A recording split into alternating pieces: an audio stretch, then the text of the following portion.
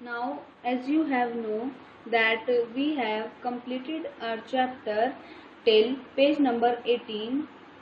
Now we are resuming our chapter from page number 19. Where do microorganisms live? Now this is our next topic. Now let's start it. Microorganisms may be single celled like bacteria, some algae and protozoa. जो microorganism है वो single celled भी हो सकते हैं, जैसे bacteria, algae और protozoa, और मल्टी सेल्युलर यानी कि उसमें एक से ज़्यादा सेल भी हो सकते हैं, such as many algae and fungi, जैसे कि बहुत सारे जो एल्गी हैं और fungus. They live in all types of environment. ये हर तरह के environment में रह सकती हैं, ranging from ice cold climate to hot springs. यहाँ जैसे कि बहुत ज़्यादा ठंड में और बहुत ज़्यादा गर्मी में भी, and desert to marshy lands, यानी कि डेजर्ट से एक अच्छी जगह तक भी ये रह सकती हैं. They are also found inside the bodies of animals including humans. वो एनिमल की बॉडी के अंदर और यहाँ तक कि ह्यूमन की बॉडी के अंदर यानी कि इंसान की बॉडी के अंदर भी पाए जाते हैं. Some micro organisms grown other organism while other exist freely. कुछ माइक्रो ऑर्गेनिजम्स एक दूसरे पर डिपेंड होते हैं और कुछ नहीं. Micro organism and us. Micro organisms और हम. Micro organisms play an important role in our lives. Micro organisms हमारी ज़िंदगी में एक बहुत ही महत्वपूर्ण भूमिका निभाते हैं. Some of them are beneficial in many ways. कुछ तो यहाँ तक कि बहुत तरहों में हमारे लिए बेनिफिशियल है, यानी कि वो हमारी बहुत मदद करते हैं. Whereas some other are harmful and cause disease. यहाँ तक कि कुछ जो होते हैं वो हमारी बॉडी के लिए हार्मफुल होते हैं और यहाँ तक कि वो डिजीज भी पैदा करते हैं. Let us study about them in detail. चलो हम उनके बारे में डिटेल में पढ़ें.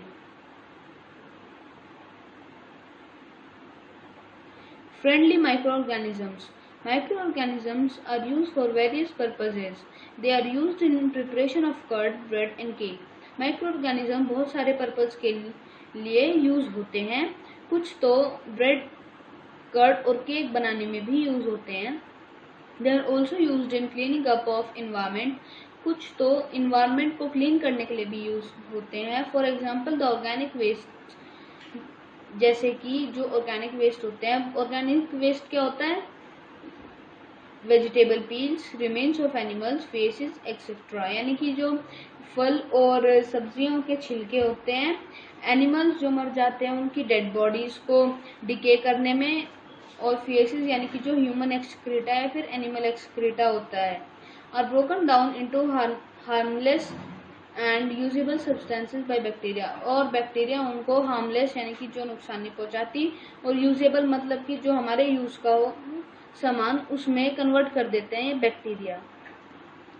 अब जो माइक्रो ऑर्गेनिजम्स होते हैं वो दवाइयाँ बनाने में और जो एग्रीकल्चर पर्पसेस में, यानी कि जब हम खेती करते हैं, जो हम प्लांट्स उगाते हैं, उनकी सॉइल फर्टिलिटी बढ़ाने में मदद करते हैं. Making of curd and bread. Now how to make curd and bread. हम कर्ड और ब्रेड जो होता है वो कैसे बना सकते हैं, यानी कि दही और ब्रेड कैसे बना सकते हैं. You have learned in class 7. आपने क्लास 7th में भी पढ़ा होगा that milk is turn into curd by bacteria. कि मिल्क जो होता है वो कर्ड में कैसे टर्न होता है, बैक्टीरिया की हेल्प से. By the help of bacteria the milk is turn into curd. Curd contain several micro organisms. Curd में बहुत सारे माइक्रो ऑर्गेनिजम्स होते हैं. Means curd contains several micro organisms. Of these the bacterium Lactobacillus. Now what is the pronunciation of it? Lactobacillus promote the formation of curd. इन सब में से जो bacteria lactobacillus होता है वो कर्ड को बनाने में हेल्प करता है. It multiplies in milk. वो जब मिल्क के अंदर जाता है वो बढ़ता रहता है. It multiplies and converts it into curd and it convert the milk into curd, वो मिल्क को कर्ड में कन्वर्ट कर देता है। Bacteria and also involve in making of cheese, जो बैक्टीरिया है वो पनीर बनाने में, पिकल्स अचार and many other food items, और जो बहुत सारे हम जो खाना खाते हैं उसमें बहुत हेल्प करता है बैक्टीरिया उनको बनाने में। एन इम्पॉर्टेंट इंग्रेडिएंट ऑफ रवा, रवा मीन सूजी, इडलीज एंड भटूराज इज कर्ड। अब जो मेन इंग्रेडिएंट होता है जिसकी वजह से जो हमारे इडली और भटूरे फूलते हैं वो होता है कर्ड। अब हम रवा में, जब हम रवा इडली और भटूरा बनाते हैं तो रवे में कर्ड जरूर मिक्स करते हैं, क्योंकि वो फिर रवे जो हमारी सूजी होती है उसे फुला देता है। कैन यू गेस वाई, क्या आप सोच सकते हैं क्यों? Bacteria and yeast, now it is yeast, are also helpful for fermentation of rice, idlis and dosa batter. क्योंकि जो बैक्टीरिया और जो ईस्ट है वो हेल्पफुल है किसमें, कि राइस और डोसा बैटर को फुलाने में। Now here is the activity given. Take half kg of flour, आटा और मैदा। अब आधे किलो हमें आटा या फिर मैदा लेनी है। Add some sugar and mix it with warm water. अब उसमें थोड़ी सी चीनी ले लीजिए और उसको गर्म पानी में घोल दीजिए। Add a small amount of yeast powder. अब उसमें छोटी सी चम्मच ईस्ट पाउडर डालिए। And knead to make a soft dough, और उसको गूंदिए और एक सॉफ्ट डो बना लीजिए। What do you observe in 2 hours? अब आप 2 घंटे में क्या ऑब्जर्व करेंगे? Did you find the dough rising? क्या आपको ये जो डो था ये आपको थोड़ा सा फूला हुआ दिखेगा? Now yeast produces rapidly. अब जो यीस्ट है वो बहुत जल्दी मल्टीप्लाई करता है, वो बहुत जल्दी रिप्रोड्यूस करता है and produce carbon dioxide during the respiration. अब वो जब रेस्पिरेशन होती है उसमें तो फिर वो कार्बन डाइऑक्साइड को प्रोड्यूस करता है बहुत ही भारी अमाउंट में, बहुत ही ज़्यादा मात्रा में। Bubble of the gas fill the dough and increase its volume.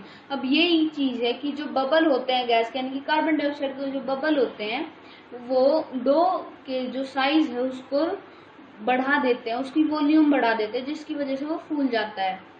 This is the basis of the use of east in baking industry for making breads, pastries and cake. अब ये जो ईस्ट है ये इसका बेसिक यूज है baking industry, जो कि bread, pastries और केक बनाती है। Commercial use of micro organisms. अब कमर्शियल यानी कि chemical use of micro organisms. व्यावसायिक जो प्रयोग होता है माइक्रो ऑर्गेनिजम्स का वो कैसे होता है? Micro organism are use for the large scale production of alcohol, wine and acetic acid, vinegar. अब जो माइक्रो ऑर्गेनिज्म है वो बड़े पैमाने पे यूज किए जाते हैं एल्कोहल, वाइन और एसिटिक एसिड यानी कि जो सिरका होता है, विनेगर, उसको प्रोड्यूस करने में। East is used for commercial production of alcohol and wine.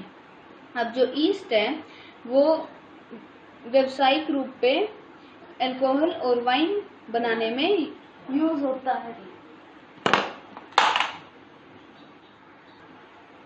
For this purpose, yeast is grown on natural sugars present in grains like barley, wheat, rice, crushed fruit juices, etc.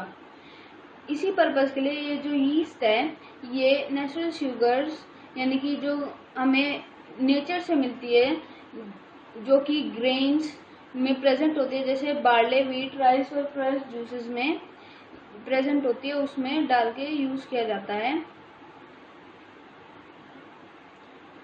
This is the smell of alcohol as sugar has been converted into alcohol by yeast.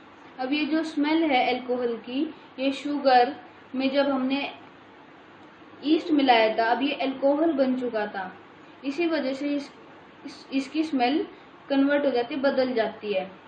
अब यानी कि वो जो sugar होता है वो अब alcohol में कन्वर्ट हो चुका होता है। The process of conversion of sugar into alcohol is known as fermentation. अब जो इसका प्रोसेस है कन्वर्जन ऑफ शुगर यानी कि जो नेचुरल शुगर होती है, जो कि वीट बार्ले वगैरह में प्रेजेंट होती है, उसकी कन्वर्जन जब अल्कोहल में ईस्ट डाल के होती है तो फिर वो फर्मेंटेशन कहलाता है। लुईस पास्चर डिस्कवर्ड फर्मेंटेशन इन 1857। अब जो लुईस पास्चर है, उन्होंने फर्मेंटेशन को डिस्कवर किया था 1857 में, और इन्होंने पास्चराइजेशन भी डिस्कवर किया था। Now medicinal use of micro organism. अब माइक्रो ऑर्गेनिज्म का दवाइयों में कैसे इस्तेमाल होता है। व्हेनेवर यू फॉल इल, जब भी आप बीमार होते हो तो doctor may give you some antibiotics tablet, doctor आपको कुछ एंटीबायोटिक टैबलेट्स देता है, कैप्सूल देता है या फिर injection, such as of penicillin, जैसे कि पेनिसिलिन का इंजेक्शन देता है। The source of these medicine is microorganism. इसका सोर्स जो है इन मेडिसिन का वो माइक्रो ऑर्गेनिज्म है। These medicines kill or stop the growth of the disease causing microorganisms. ये जो मेडिसिन होती है या तो वो उन माइक्रो ऑर्गेनिजम्स को मार देती है या फिर उनकी ग्रोथ रोक देती है, माइक्रो ऑर्गेनिजम्स की जो डिजीज कॉज कर रहे हैं। Such medicines are called antibiotics. ऐसी medicines को antibiotics कहते हैं। These days, a number of antibiotics are produced by bacteria and fungi. इन्हीं दिनों में जो कि एंटीबायोटिक है वो अब बैक्टीरिया और फंगी से बनाए जा रहे हैं। सेप्ट्रोमाइसिलिन, ट्रेटासिलिन and एंथ्रोमाइसिलिन are some of the commonly known antibiotics which are made from fungi and bacteria. ये कुछ ऐसे एंटीबायोटिक्स हैं कौन, जैसे कि स्ट्रेप्टोमाइसिलिन, ट्रेटामाइसिलिन और एंथ्रोमाइसिलिन। ये एंटीबायोटिक्स हैं जो कि फंगी और बैक्टीरिया से बनाए जा रहे हैं। The antibiotics are manufactured by growing specific microorganisms and are used to cure a variety of diseases. अब जो एंटीबायोटिक्स है वो मैन्युफैक्चर किए जा रहे हैं उन्हीं कुछ बीमारियों के लिए जो वो माइक्रो ऑर्गेनिजम्स क्योर कर सकते हैं। Antibiotics are even mixed with the feed of livestock and poultry to check the microbial infection in animals. अब ये जो एंटीबायोटिक्स हैं ये उनका खाना वगैरह होता है उसमें भी मिला के ये टेस्ट किया जाता है कि एनिमल्स को इन्फेक्शन है या नहीं है। They are also use to control many plant disease. और ये जो है एंटीबायोटिक्स वो प्लांट डिजीज को भी कंट्रोल करने में हेल्प करते हैं। Here we have completed our science chapter 2 of class 8 part 2. Now we will be resuming our next video.